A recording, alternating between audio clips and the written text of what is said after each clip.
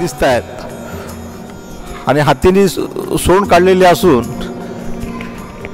त्या सोंडेच्या मधोमध बोधिवृक्ष दिसतं. कुणाकुणाला बोधिवृक्ष दिसलं मला हात वर करून दाखवा, कारण आपण इथे शिकायला आलो आहे, पाहायला आलो आहे. बोधिवृक्ष दिसलं का सर्वांना? बरं, बोधिवृक्ष दिसलं. त्याच्यात 2 हाती आपल्या सोंडेतून त्या बोधिवृक्षावरती वर्षाव करत आहेत. मग तो पाण्याचा असो का पुष्पाचा असो का कोणताही असो, वर्षाव करतात का? करतायत ना. त्यानंतर तुम्ही जेव्हा बारकाईनं पाहताय तर त्या बोधिवृक्षाच्या एकदम पायथ्याशी दिसलं का तुम्हाला? तिथे 2 पाय दिसत आहेत. त्याला म्हणतात बुद्धाची पाय, बुद्धाच पग. दिसले का तुम्हाला? बोधिवृक्ष दिसला का? त्याचं बूड दिसलं का? बुडाच्या बाजूला ही भगवान बुद्धाची असलेली पाय आहे, त्याला बुद्धाच पग असं म्हणतात. आणि ह्या प्रत्येक स्तंभावरती वेगवेगळ्या जातक कथा, बुद्धाच्या जीवनाशी रिलेटेड जे प्रसंग आलेले आहेत हे प्रसंग नोंद केलेले आहेत. हे आपण सर्वांनी बारकाईनं पाहिलं पाहिजे, न्याहाळलं पाहिजे. प्रत्येक या ठिकाणी आलो आहोत, बरोबर. याच्या अगोदर कोणी आलं आहे का इथे? आपण आलो मागच्या वेळी. या वर्कशॉपला पहिल्यांदा कोणी आलं आहे? आपल्या दानपारमिताच्या पहिल्यांदा आलेले.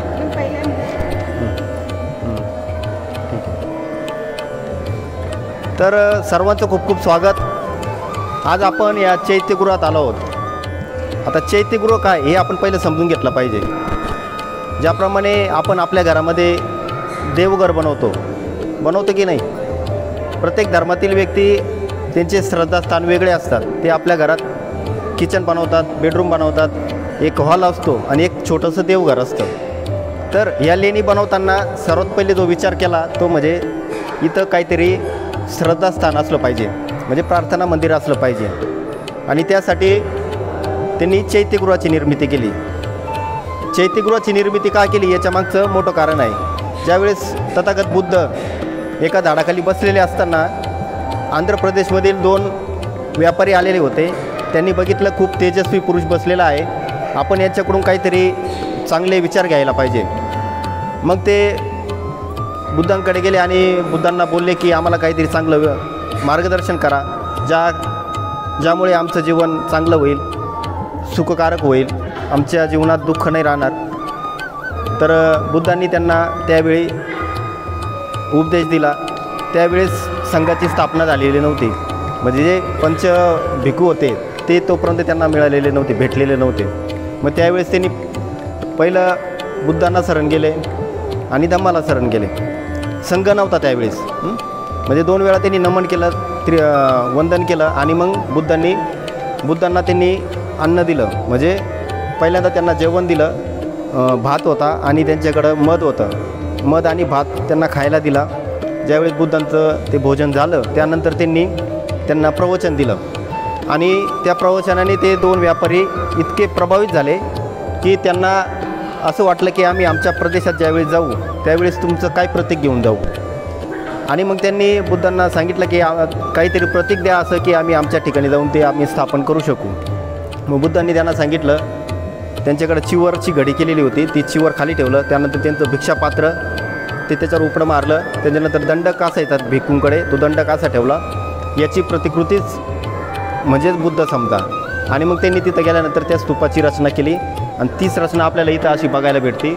वरती तुम्हाला तो भाग तुटलेला दिसेल, तिथं हार्मिका होती. हार्मिकेच्या आतमध्ये अस्थि कलश ठेवलेले असायचे. या ठिकाणी 2 अस्थि कलश सापडलेले होते. ते ब्रिटिश अधिकाऱ्याला सापडलेले होते आणि ते तांब्याचे कलश होते आणि ते तांब्याच्या कलशामध्ये 2 सोन्याच्या करंडक होत्या आणि तिथं ताम्रपट लिहिलेलं होतं आणि त्या ताम्रपटावर लिहिलेलं होतं एक बौद्ध व्यक्तींचे नावं लिहिलेले होते. आणि ज्यावेळेस ते ब्रिटिश अधिकारी परत गेले लंडनला त्यावेळेस त्यांचं निधन झालं. पण ते ताम्रपट कुठं गेले काय गेले त्याचा तपासच लागला नाही. तर अशा प्रकारे या चैत्यगृहाची माहिती आहे. आणि चैत्यगृह हे महायान पंथाचं श्रद्धास्थान आहे. म्हणजे महायान पंथामध्ये फक्त थेरवाद पंथामध्ये फक्त प्रतीकांचं पूजन केलं जायचं. तोपर्यंत बुद्ध रूप नव्हते. म्हणजे आता सरांनी सांगितलं बोधिवृक्ष, आता तो बोधिवृक्ष दिसतोय तिथं ते हत्ती त्याच्यावर वर्षाव करताय. ज्याप्रमाणे तुम्ही महामायेचं शिल्प बघितलं असेल, महामायेचं शिल्प कसं आहे, ती बसलेली आहे आणि हत्ती वर्षाव करताय फुलांचा. त्याप्रमाणे इथं बोधिवृक्ष म्हणजे काय आहे, एक प्रतीक आहे, थेरवाद पंथाचं प्रतीक आहे, म्हणजे बुद्धांचं प्रतीक आहे. ज्या ठिकाणी भगवान बुद्धांना बुद्धत्व प्राप्त झालं त्या वृक्षाखाली, त्या वृक्षाला बुद्धांचं स्थान देण्यात आलं. म्हणून शिल्पकारांनी त्या ठिकाणी बोधिवृक्ष कोरलेला आहेत आणि खाली बुद्धांचे पद्म आहेत, म्हणजे पाय आहेत. आता तुम्हाला जर कळलं असेल की हे पद्म कोणाचे, बुद्धांचे, पण नंतर अनेक संस्कृतींनी या पद्मांचं स्वीकार केला, कॉपी केलं आणि ते प्रेझेंट केले. म्हणजे सर्वात पहिला लिखित जर पुरावा आपल्याला बघायचा असेल तर आपल्याला लेणीमध्येच भेटेल. आणि या लेणीची जी निर्मिती आहे ती इसवी सन पूर्व 200 ते 1300 शतकापर्यंत चालू होती. म्हणजे जवळजवळ 1500 वर्ष या लेणीची निर्मिती चालू होती. म्हणजे प्रत्येक लेणी समूहाची, नुसतं एका चैत्यगृहाची नाही म्हणते मी, इथं जवळजवळ 190 ते 200 लेणी समूह आहे. तर हे मध्ये थांबून या लेणी समूहाचं काम चालायचं. आपण इथपुरतं इथं माहिती घेऊ, नंतर आपण पुढच्या लेणीमध्ये माहिती घेऊया. आपण आता शेजारी माहिती घेऊ, त्यानंतर पुढे जाऊया.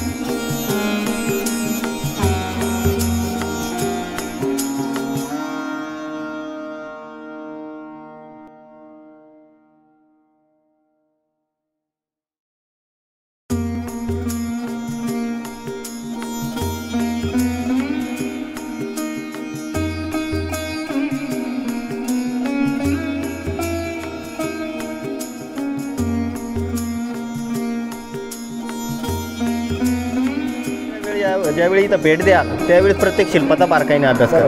आत्ता आपल्याला फक्त कसं पहिलीत आलो आहे ना, पहिलीत कसं बाराखडी शिकायची, त्याप्रमाणे आपण साध्या सोप्या भाषेत लेणी समजून घेऊया. बरोबर. आता हे चैत्यगृह आहे, या चैत्यगृहाच्या बाहेर आपण जमलो आहोत. तर आपल्याला या चैत्यगृहामध्ये ज्यावेळेस प्रवेश करायचा असतो त्यावेळेस इथं तुम्हाला हे 2 शिल्प दिसतात, मिथुन शिल्प म्हणतात त्याला. त्या बाजूला पण तुम्हाला ते 2 मिथुन शिल्प म्हणजे पती पत्नी आहेत ते. त्यांच्या हातामध्ये फुलाचा गुच्छ आहे. बरोबर. त्यांच्या चेहऱ्यावर स्माईल आहे, दिसते का? त्यांच्या डोक्यावर बघा तो फेटा कसा बांधलेला आहे, त्यांची केसांची रचनी, कानात त्यांचे अलंकार बघा, त्यांचा धोत्राचा सोगा बघा. आणि म्हणजे ती किती छानपैकी त्या कारागिरीने कोरलेली ती कला आहे. साडी पण पहा. विशेष म्हणजे आलात ना तुम्ही, कशाला आलात, या काळाचे दागदागिने पहा, वेशभूषा कशी. आता तुम्ही जर अशी वेशभूषा बघितली साऊथमध्ये बघा, अशा प्रकारचे कपडे असतात. अशा प्रकारच्या साड्या असतात. म्हणजे हे इथं का दाखवले, एक मिनटं लक्ष द्या इकडं सर्वांनी. इथं हे का दाखवले, लेणीच्या बाहेर का तयार केले, याच्यामागं काहीतरी त्यांचं कारण असेल ना.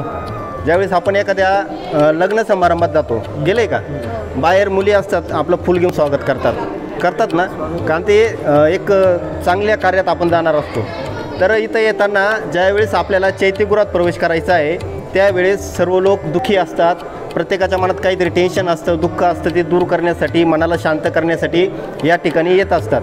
तर मग इथं येत असताना त्यांचं स्वागत करण्यासाठी हे 2 मिथुन शिल्प आहे. काही ठिकाणी फक्त द्वारपाल असतात, त्याला यक्ष देखील म्हणतात. तर हे तुमचं स्वागत हसून करताय. ज्यावेळेस आपण दुःखी असतो आणि आपला मित्र आपल्याकडे हसून ज्यावेळेस बोलतो त्यावेळेस आपलं दुःखसुद्धा पळून जातं, आपल्या चेहऱ्यावर देखील किंचित स्माईल येते का नाही. त्यामुळे इथं यांचं जो हास्यमुद्रा दिली ते बघून आपल्या मनातलं अर्ध टेन्शन गायब होतं. म्हणजे जे आतमध्ये यायचे त्यांचं हे दुःख अर्ध इथंच संपलेलं असायचं. आणि आतमध्ये गेल्यानंतर ते मेडिटेशन चालायचं. त्यानंतर जे अरंत भिक्खू असायचे ते देसना द्यायचे, चांगले विचार द्यायचे, त्रिसरण पंचशील व्हायचं, अनेक गाथा इथं पठण केल्या जायच्या. त्या बाजूला पण तुम्हाला तिथं दिसेल, म्हणजे सेम शिल्प तुम्हाला दिसतील. त्यानंतर इथं तुम्हाला डिझाईन बघा, त्याच्यावरती वासेसारखे डिझाईन दिसते. वरती बुद्धांच्या वेगवेगळ्या प्रतिमा, धम्म चक्र प्रवर्तन मुद्रा आहे. हां, त्या बाजूला पण तेच दिलं आहे. म्हणजे उजव्या साईडला जे डिझाईन आहे तेच डाव्या साईडला पण आहे. आता सरांनी या शिल्पाची माहिती दिली. आता ही बुद्धांची सर्वात मोठी उंच शिल्प आहे. म्हणजे महाराष्ट्रातील एकमेव लेणी अशी आहे की इथं सर्वात उंच अशी बुद्धांचं रूप कोरले गेलं आहे.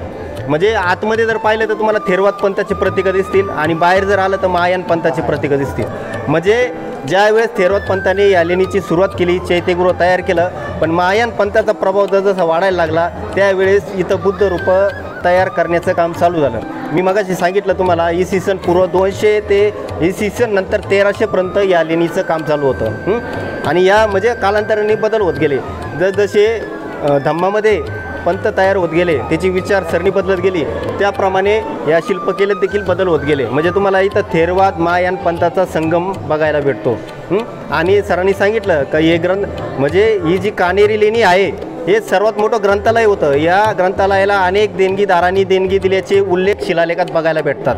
तुम्हाला इथं सातवाहनकालीन शिलालेख देखील भेटतात. म्हणजे सातवाहनकालीन शिलालेख आहे त्यामुळं आपल्याला हे समजायला सोपं होतं की हा सातवाहन काळातील ही लेणी आहे. म्हणजे हे बाहेरचं जे काम आहे सातवाहन काळातील आहे. आणि अशोककालीन जर धम्मलिपी असते तर आपल्याला समजलं असतं की इसवी सन पूर्वची हा भाग असता. पण महायान पंथाचा नंतर तयार करण्यात आलेला शिल्पकलेचा हा भाग आहे. हे सर्वांनी लक्षात घ्यायचं आहे. तुम्हाला बुद्धांच्या वरती त्या बाजूला एक कपल दिसतंय बघा, दिसते का? या उजव्या साईडला डाव्या साईडला ते विद्याधर आहेत. विद्याधर म्हणजे ते विद्येमध्ये पारंगत असतात. त्यांना विद्येमध्ये खूप उच्च स्थान असतं. ते तिथं उडत नाही आहे, पण शिल्पकाराला दाखवायचं आहे की ते विद्येमध्ये खूप पारंगत आहे म्हणून त्यांनी तिथं त्यांना वरच्या स्थानावर दाखवलेलं आहे. कळालं का? आणि ते बुद्धांचं स्वागत करत आहे. काही जण हार घेऊन करताय, काही जण फुलं टाकताय. तुम्हाला वेगवेगळ्या लेणीत वेगवेगळे विद्याधर बघायला भेटतील, विद्याधरचे जोडपे बघायला भेटतील. आणि तिथं जी कमान आहे त्या कमानीला त्या उपासकांनी हात लावलेला आहे बघा तिथं सर. हां. आणि ती कमान आहे, ती जसं पिंपळकृती कमान आहे तशी बुद्धांच्या वरती ती पिंपळकृती कमान कोरलेली आहे आणि आतमध्ये डिझाईन कोरलेले आहेत. बुद्धांच्या बाजूला देखील या कोरलेल्या आहेत. ही वरद मुद्रा आहे. एक हात खाली आहे, एक असा वरद म्हणजे वरदान देताना वरदचा अर्थ असा होतो. चला आता आपण बाजूच्या लेणीमध्ये जाऊया. बघितलं काय आहे? काय दिसतं तुम्हाला? हे बघा, तुम्हाला इथं विद्याधर दिसतंय का? मगाशी विद्याधरची माहिती दिली तुम्हाला. त्यांच्या हातामध्ये काय आहे? हार दिसतोय, पुष्पमाला. त्यानंतर वरती 3 छत्रावली दिसत आहे. या 3 छत्रावलीमध्ये बुद्ध धम्म संघ याचं देखील प्रतीक आहे. 3च का कोरले त्यांनी? त्यामागं कारण ते आहे, हे बुद्ध धम्म आणि संघ ह्या छत्रावलीचं रक्षण करते असं त्या शिल्पकाराला दाखवायचं आहे. आणि खाली हार्मिका आहे, याच्या स्टेप दिसत आहे, हार्मिका आहे आणि हा स्तूप आहे. आणि इथं एकदम बारीक अक्षरात शिलालेख कोरलेला आहे. त्यानंतर इथं 2 उपासक दिसत आहे बघा, इथे त्यांनी हात जोडलेले, हात जोडलेले आणि ते स्तूपाला वंदन करताय. दिसलं का तुम्हाला? म्हणजे स्तूप म्हणजे बुद्धांचं प्रतीक आहे. स्तूप म्हणजे बुद्धांचं प्रतीक आहे आणि हे उपासक त्या स्तूपाला वंदन करताय, जसं आपण आता वंदन केलं ते शिल्पकाराने इथं कोरलेलं आहे. तुम्हाला इथे पण दिसेल स्तूप आहे. या स्तूपाच्या ज्या छत्रावली आहे आणि इथं हे तुम्हाला त्या असे लहरी दिसत आहे त्या. इथं तुम्हाला हे बघा, बाळा खाली रे, इथं नागराज दिसतंय बघा. ते मध्यभागी जो शिल्प आहे, मध्यभागी जे शिल्प आहे, मागे सारखा तिकडे चला.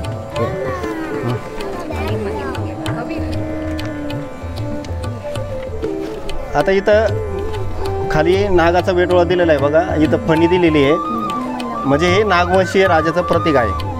म्हणजे जर आपण इतिहास जर वाचला तर नागवंशीय राजांनी बौद्ध धर्माच्या प्रचाराचं आणि प्रसाराचं काम सर्वात जास्त केलेले आहे.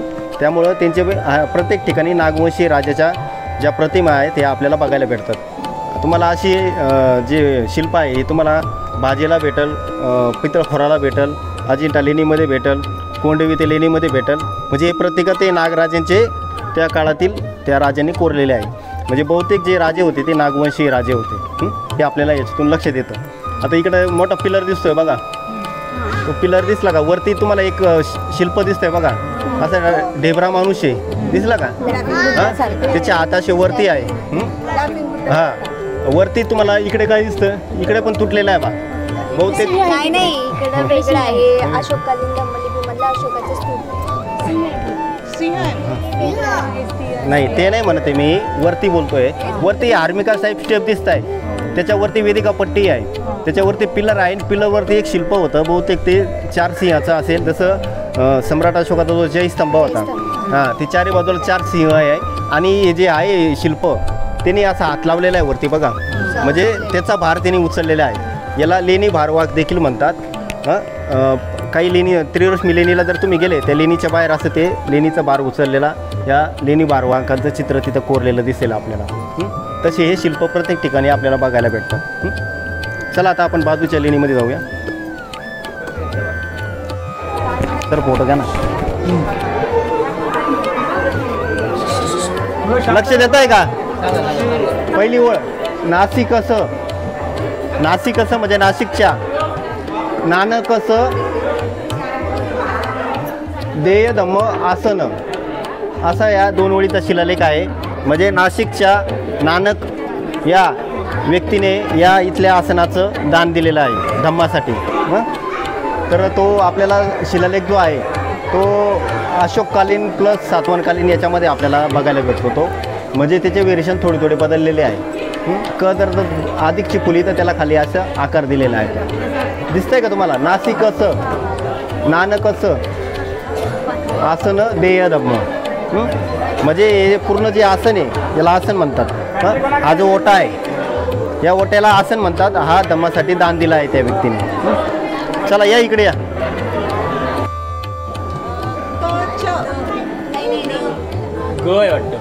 लय ल याला वेलांटी. हा